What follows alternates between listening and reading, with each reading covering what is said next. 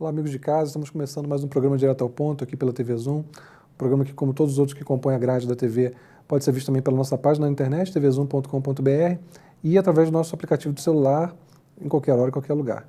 O programa de hoje muito especial, uma satisfação muito grande poder receber aqui o geólogo Guilherme Estrela, um programa naturalmente de interesse mais nacional, até mais abrangente, porque é um personagem que é apontado nacionalmente por especialistas como o principal nome da exploração do pré-sal, chamado pai do pré-sal no Brasil, Guilherme Estrela, que dispensa apresentações, mais de 40 anos. Um homem que é sinônimo da Petrobras, que deu certo, da Petrobras, que se tornou a maior empresa do Brasil, que nos encheu de orgulho. Guilherme, muito obrigado por ter aceitado o convite, por separar um espaço na sua agenda para falar com a gente aqui.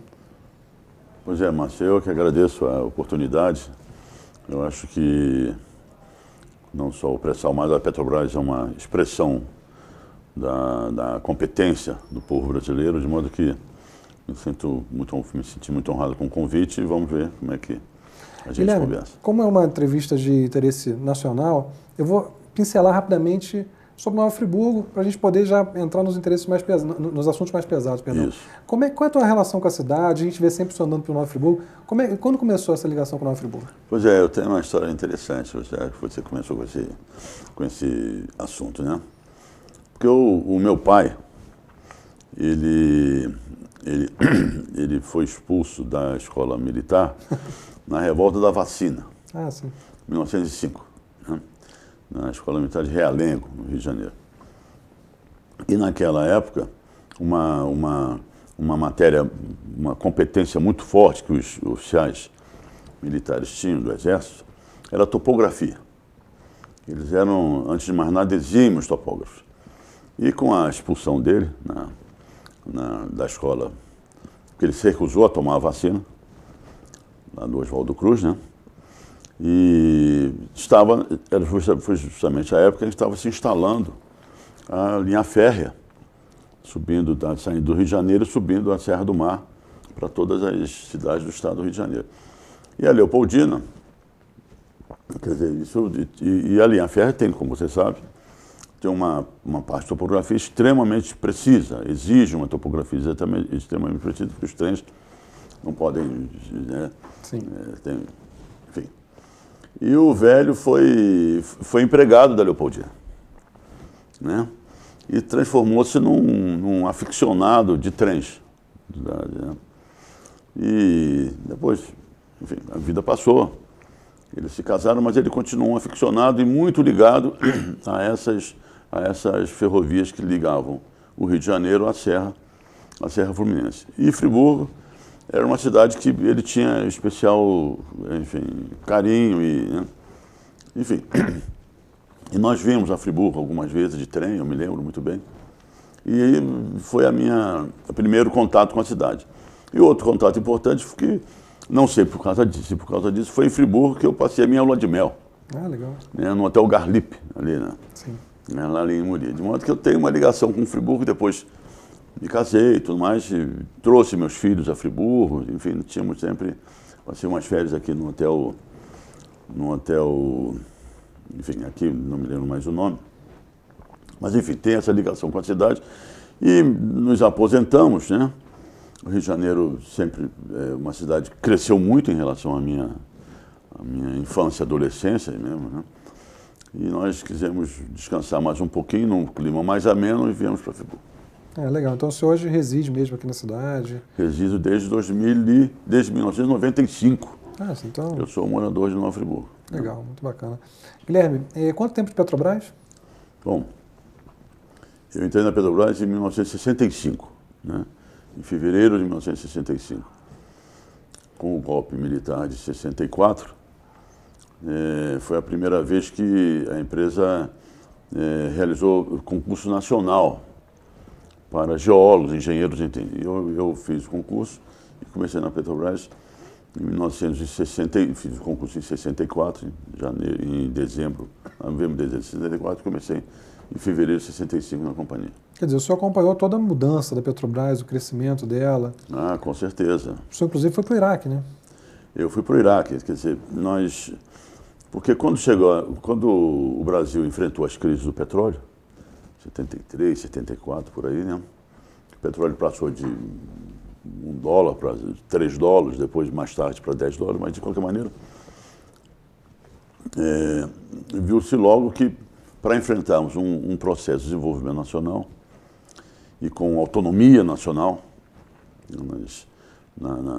na elaboração de um projeto de país, efetivamente, faltávamos energia, né? E os governos começaram a investir pesadamente em hidroeletricidade, em aproveitamento do nosso gigantesco potencial hidrelétrico, do qual Itaipu é a joia da nossa engenharia, né, hidrelétrica. Mas a eletricidade não é suficiente, né? Porque nós somos um país de tamanho continental, né, sobre pneus, já que a parte ferroviária nossa sempre foi muito acanhada, né, não atendia as necessidades nacionais. E tínhamos uma tradição rodoviária, mas dependíamos de petróleo importado, que a gente consumia quase entre 500 e 1 milhão de barris por dia e produzíamos 100 mil barris por dia. O governo, então, identificou essa deficiência na oferta de energia, um elemento tão estratégico e básico para o desenvolvimento. E a Petrobras lançou-se, então, com a crise do petróleo, os países produtores, principalmente do Oriente Médio e Norte da África, criaram uma classe de clientes preferenciais. E os clientes preferenciais eram aqueles países cujas empresas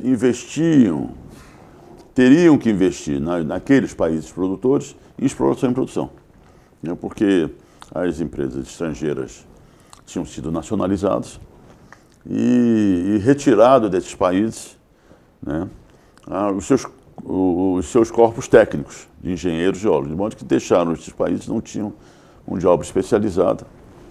Então essa foi a política seguida já pela OPEP, que tinha sido fundada, para atrair pessoal estrangeiro especializado para desenvolver seus próprios potenciais de exploração e produção de petróleo e gás natural. Isso foi antes da guerra com o Irã ou depois da guerra com o Irã? Foi antes da guerra com o Irã. Antes da guerra Iraque-Irã. Sim. Muito bem. Mas no Irã já tinha sido, no início da década de 50, o Mossadegh já tinha sido deposto, foi implantada a monarquia absolutista do Shah, né? E o Irã já constituía uma coisa também, um país diferenciado naquele Oriente Médio ali, grande produtor de petróleo. E o Iraque, o que aconteceu foi o seguinte: quando o Iraque nacionalizou, as duas grandes empresas que pertenciam à British Petroleum, uma empresa do Sul e uma empresa do Norte, a British Petroleum, os ingleses entraram na Corte de Haia, solicitando integração, né? A reversão dessa medida do governo iraquiano, que tinha instalado a república, tinha extinto a monarquia que lá existia. E a Corte de Haia confirmou, aceitou a denúncia e decretou o embargo do petróleo iraquiano. E o governo brasileiro quebra esse embargo, né? Porque dependia da importação do petróleo iraquiano. Quebra esse embargo e a Petrobras se candidata a ser um cliente preferencial, naturalmente favorecida já por essa atitude política do governo brasileiro de ter quebrado o embargo da Corte de Haia, do petróleo iraquiano, né? E foi-nos concedida uma grande área, aliás, duas grandes áreas no Iraque, ao sul de Bagdá, e uma ao sul de Bagdá e a outra um pouco ao norte de Bagdá.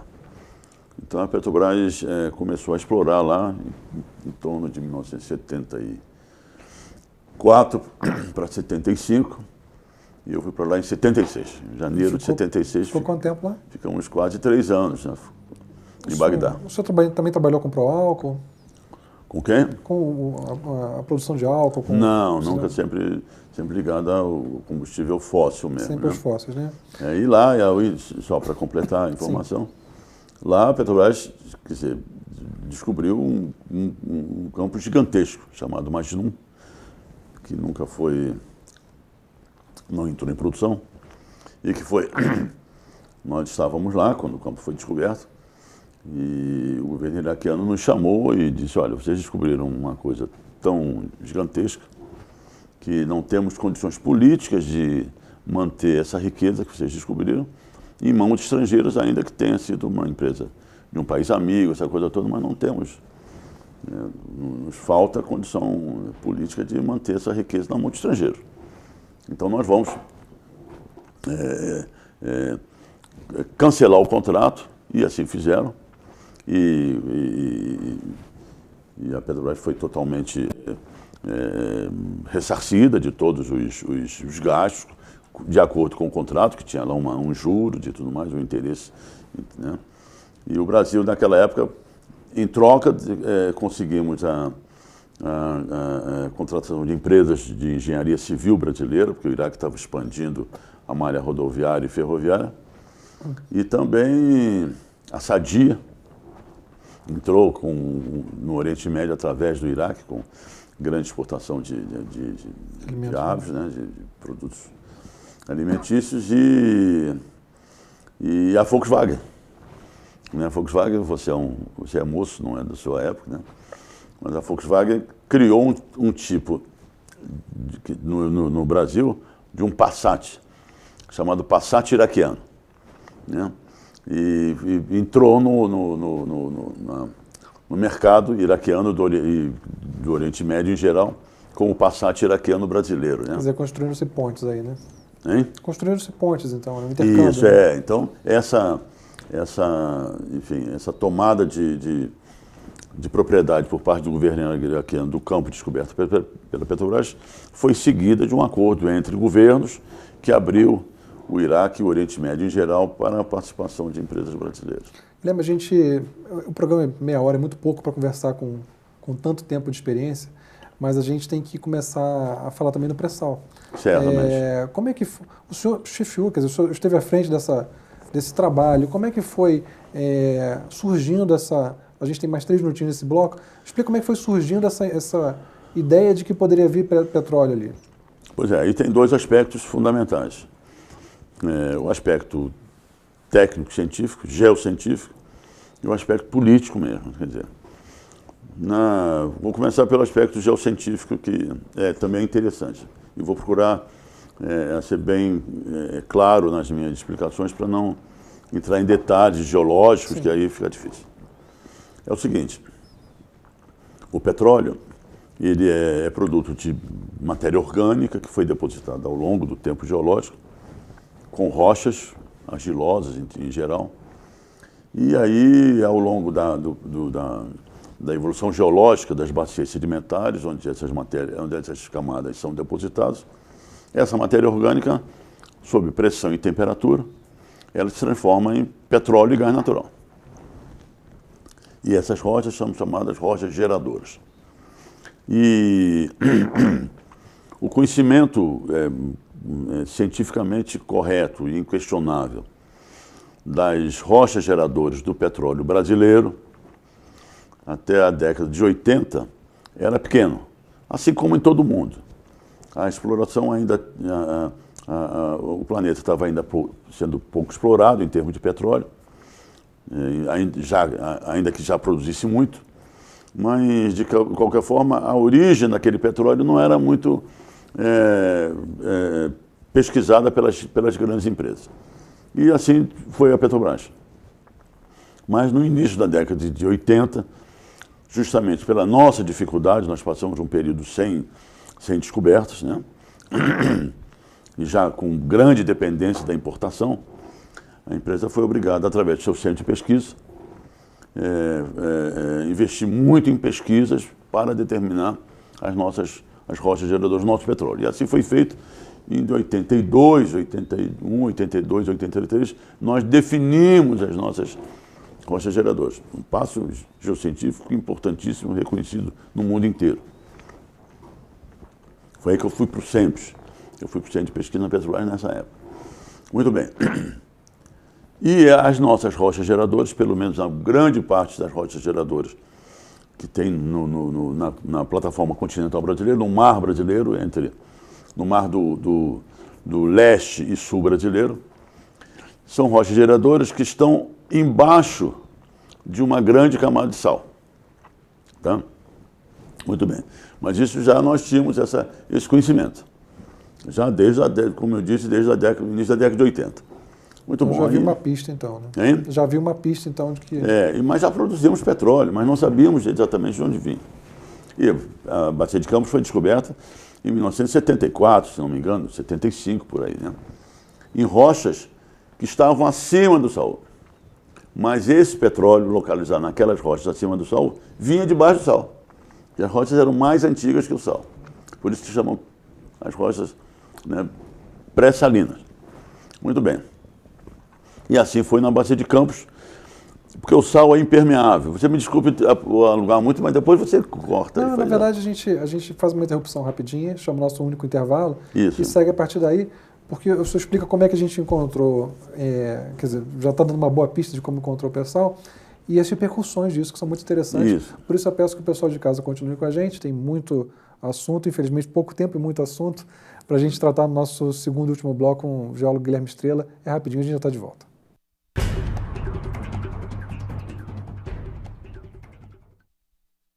Para baixar o aplicativo da TV Zoom, entre na Google Play se o seu dispositivo for Android ou na App Store se você estiver usando o iOS. No campo de busca, digite TV Zoom e ache o nosso ícone. Clique no botão para baixar e aguarde a instalação.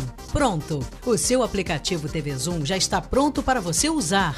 Abra o aplicativo e veja o ícone ao vivo. Clicando nele, você assiste a nossa programação em tempo real, em qualquer lugar, 24 horas por dia. No ícone Vídeos, você assiste matérias do Zoom TV Jornal e programas exibidos durante a semana. Em Notícias, você confere informações sobre o mundo, Brasil e Nova Friburgo. E no botão Envie, você pode nos enviar fotos e vídeos diretamente do seu celular ou tablet. Baixe agora e descubra muito mais opções no seu aplicativo TV Zoom.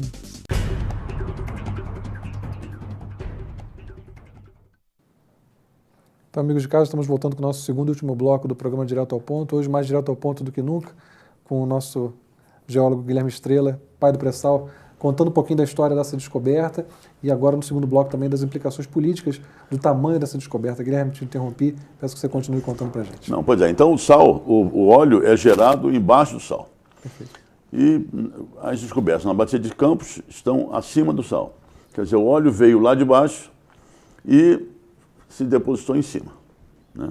Nas rochas permoporosas acima do sal. Por que aconteceu isso? Sendo o sal uma camada impermeável. É porque na Bacia de Campos o sal se movimentou, ele se movimenta. E cria janelas de sal. Fissuras, né? Hein? Cria fissuras, passagens. Né? Ele desaparece mesmo, porque ele vai para o lado, tá entendendo? E esse óleo veio lá de baixo e se depositou em rochas acima do sal. Quer dizer então que a maior reserva estava por ser descoberta ainda. Mais ou menos isso, né? Só que tem o seguinte, na Bacia de Santos, ao sul da Bacia de Campos, é interessante, a Bacia de Santos começa aqui em Cabo Frio. O Rio de Janeiro todo está em frente à Bacia de Santos, praticamente. Só ao norte de Cabo Frio, Macaé, aquela coisa toda, está na Bacia de Campos. Na Bacia de Santos, o sal não se movimentou. Está lá ele. Então, a possibilidade, a conjectura de que se na Bacia de Santos a capacidade das rochas geradoras de petróleo e gás natural fossem semelhantes à Bacia de Campos, na Bacia de Santos esse petróleo estaria embaixo do sal, já que o sal estava lá, não se movimentou. Como se movimentou na Bacia de Campos, ele subiu, né? Então, esse era um conceito que já tínhamos e certamente produto da nossa atuação, como na área de exploração da Petrobras, no monopólio estatal do petróleo, que estudávamos todas as bacias brasileiras. É só para esclarecer que sim, a diferença entre o monopólio e o modelo de não monopólio é que no monopólio a Petrobras estudava todas as bacias brasileiras como um todo. E quando termina o monopólio, as empresas trabalham em blocos. em blocos relativamente pequenos em relação às bacias sedimentares. E com uma visão, então, muito mais restrita e imprecisa do que acontece na bacia como um todo. Então, quando quebrou-se o monopólio do estatal do petróleo, nós já tínhamos, através do monopólio anteriormente, a gente já tinha toda a ideia, essa que eu estou te contando. A quebra desse monopólio foi benéfica ou foi maléfica? Como é que você interpreta isso para o interesse nacional? Porque a gente de casa, ouvindo isso, tem a impressão que nosso petróleo pode estar sendo entregado. Muito bem. Então, a pergunta é a seguinte. Energia é um insumo estratégico, né?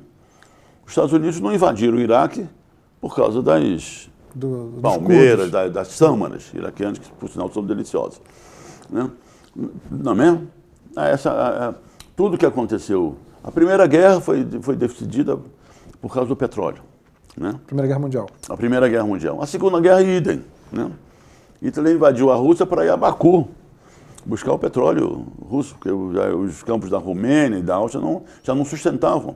Ele tinha já quebrado a cara no norte da África, com Rômmel, para ir ao Egito e buscar petróleo no Egito. Enfim, o petróleo não só é fundamental para o desenvolvimento das nações, mas estratégico para a própria soberania das nações. Muito bem. Você, mantendo isso nas mãos nacionais e do Estado brasileiro sob o controle social e dos povos e das sociedades nacionais, é muito mais seguro, sob o ponto de vista estratégico e sob o ponto de vista de um projeto de país, que a energia é básica e o petróleo é o principal energético do planeta, né? Então, eu sempre fui o defensor do monopólio estatal do petróleo, né?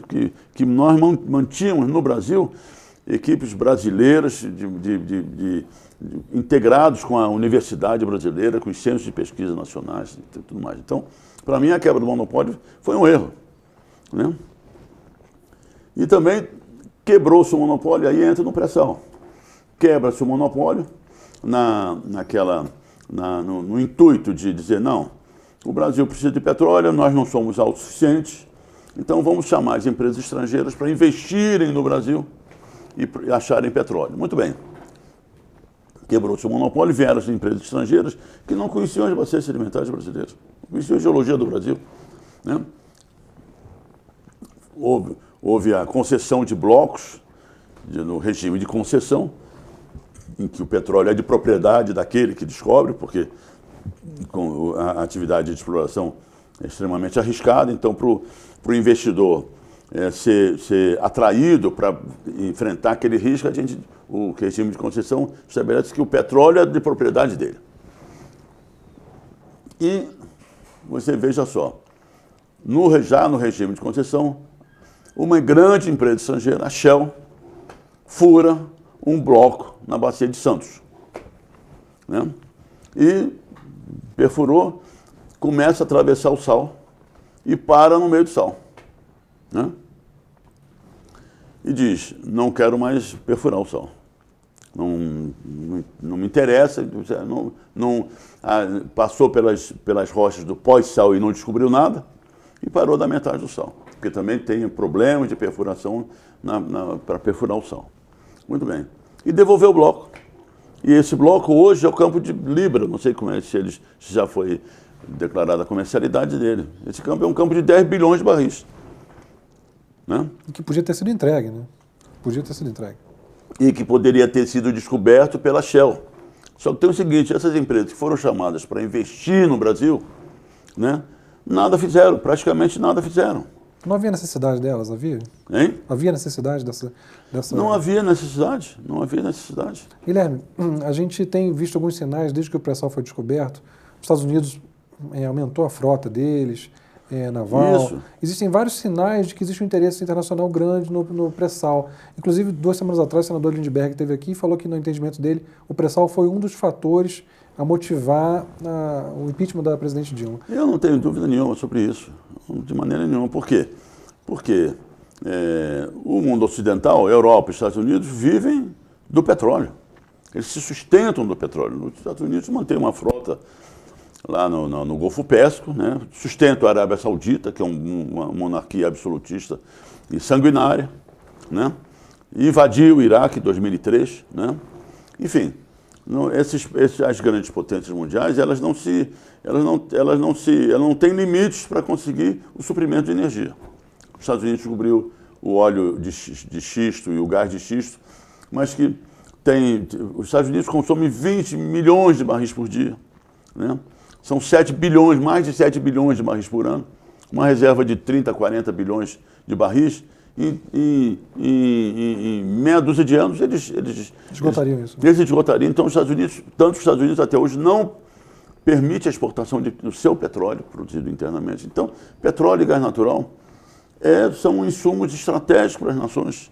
Está entendendo? E vamos continuar sendo. Muito bem, aí descobrimos o pré-sal. E é importante porque o planeta, as áreas que são exploráveis para petróleo, praticamente já terminaram. Tinha uma área no Oceano Ártico, que a Shell perfurou lá, gastou alguns bilhões de dólares, não deu nada. Então as áreas estão acabando, as áreas para petróleo, né? E o petróleo do pré-sal brasileiro se localiza a mais de 2 mil metros de lâmina d'água. Você tem que perfurar 2 mil metros de sal, de espessura de sal, uma coisa. São projetos de engenharia que a Petrobras detém a tecnologia, são de primeira linha, né? Então, praticamente não existe mais pré-sal no mundo. Tem a parte africana, né, mas que, ao que eu tenho sendo informado, não tem respondido na mesma proporção que responde o pré-sal brasileiro. Então, a descoberta do pré-sal brasileiro é estratégica para o mundo. É uma estratégia para o mundo. E quando você fala de estratégia mundial, não são para os países pobres do mundo, são para os países hegemônicos, né, e que dominam a cena geopolítica mundial, principalmente os países ocidentais. E também para a China, né? As grandes potências, entre aspas, atuais, né? A China importa mais de 6 milhões de barris por dia, a Índia 2 milhões e 400. Né? Os Estados Unidos importa 5 milhões de barris por dia, né? Com o óleo do xisto e o gás do xisto dele. Muito bem. Então, descobrimos a operação, o que é que se faz, o que é que os Estados Unidos faz? Reativa a quarta frota, 3 meses depois. A quarta frota do Atlântico Sul. Já sinalizando, dizendo o seguinte, olha, um país em desenvolvimento descobre uma riqueza gigantesca de energia da qual nós somos dependentes. Mas não é um país de desenvolvimento qualquer, essa que é a grande questão. O que está em jogo, inclusive até hoje, né, é o Brasil. Nós somos, como estávamos conversando, dos países mais ricos do mundo. Temos a maior floresta tropical do mundo permanente, né? Produzimos 20% do oxigênio da atmosfera vem da floresta amazônica, né? A FAO diz que vamos ser os maiores produtores de alimentos agora em 2020. Temos a maior província mineral do planeta, que é Carajás, não é mesmo? Guilherme. Então, Sim. Esse país, só terminando, Claro. Esse país gigantesco, né? Com todas essas riquezas estratégicas naturais, não tinha energia. E esse país descobre energia para o século XXI inteiro. Mais do que isso, o pré-sal é rico em gás. O óleo do pré-sal é muito rico em gás. E nós somos muito dependentes de gás. Então, o pré-sal oferece gás ao Brasil também abundantemente durante o século XXI inteiro. Só que tem o seguinte, esse gás do pré-sal, ele é rico em matéria-prima petroquímica, que também nós temos uma deficiência em matéria-prima petroquímica, e matéria-prima de fertilizantes. Nós vamos ser o maior produtor de alimentos do mundo e somos dos maiores importadores de fertilizantes do mundo. Quer dizer, temos uma riqueza, mas capenga, né? Porque qualquer problema nós dependemos de fertilizante importado. E o pré-sal, o gás do pré-sal vem transformar o Brasil praticamente em autossuficiente em fertilizantes. Impressionante. Guilherme, eu ainda havia muitas perguntas que eu gostaria de ter feito e o tempo realmente se mostrou insuficiente. Aproveitando que o senhor reside em Friburgo, Isso. Eu já te faço o convite para a gente continuar esse papo em oportunidade em breve. Porque a gente tem visto atualmente leis A Grã-Bretanha, por exemplo, não quer mais ter motor a explosão a partir de 2050. Vários países da União Europeia. Isso naturalmente vai afetar a indústria do petróleo. Isso é todo um assunto que consome acho que um programa inteiro. Então eu já convido o senhor para a gente retomar essa conversa nos próximos programas e continuar com isso. Mas só quer concluir alguma coisa? Não, só vou complementar. Então, os governos que antecederam a 2003, né, que promoveram a quebra do monopólio estatal do petróleo, tinha uma política de abertura da área das bacias sedimentares brasileiras às empresas estrangeiras. Nessa convicção, não. Eles vão porque Petrobras não está descobrindo e nós somos ainda dependentes, vamos chamar as empresas estrangeiras. E assim foi feito. Havia uma orientação não escrita, em 2003, que a Petrobras se mantivesse, se restringisse a algumas áreas no Brasil e a Bacia de Campos, que era grande produtora. Só que tem o seguinte, não o suficiente. Óleo pesado, né, óleo pesado, sem gás praticamente, e nós nos concentrávamos na Bacia de Campos.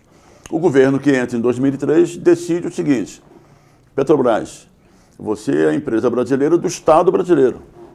Então, reassuma a sua importância, a sua predominância no setor petrolífero de petróleo e gás nacional. Né? E essa foi a mensagem que recebemos do governo. O que fizemos? Tiramos as sondas que estavam concentradas na Bacia de Campos e tiramos algumas sondas, espalhamos na Bacia de Santos, na Bacia do Espírito Santo e no Nordeste. Inclusive, as sondas estavam mais ligadas não à exploração, estavam ligadas à produção. Tanto que em 2004 nós perdemos produção.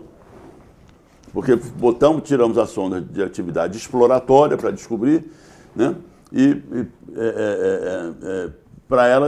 Para outras bacias, não é mesmo? Perfeito. Muito bem. Então, foi essa decisão, por isso que eu disse, tem uma decisão geocientífica, das rochas geradoras, geológicas, e tem a decisão política.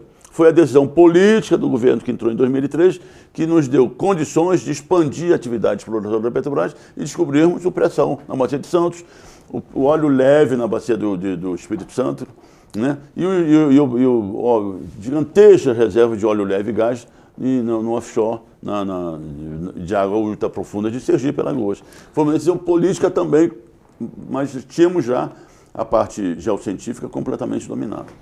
Perfeito. Acho que ficou bem claro, pessoal de casa, o processo de descobrimento do pré-sal. E a gente vai retomar essa conversa em breve com o Guilherme Estrela para poder falar sobre o impacto dos carros elétricos e muitas outras coisas que a gente ainda tem para explorar nesse assunto.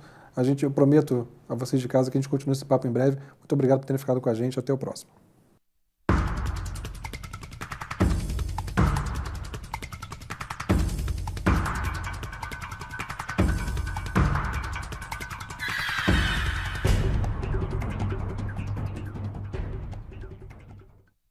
Este e outros programas você assiste no aplicativo TV Zoom.